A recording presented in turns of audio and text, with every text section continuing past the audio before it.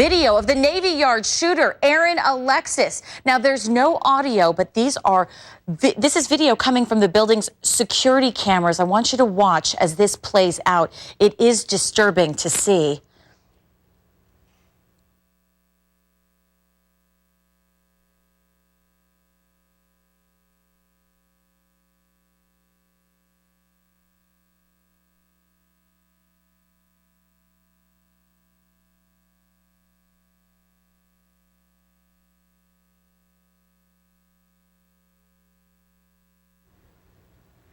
All right, I'm going to walk you through what's actually happening here. This is Aaron Alexis walking in to Building 197 that day of the shooting, taking that sawed-off shotgun and prowling the halls for victims. The FBI released this chilling video, and you can see him here going all throughout the building, brandishing that gun. And you see there back at the end of that hallway, that's some of his coworkers running for help.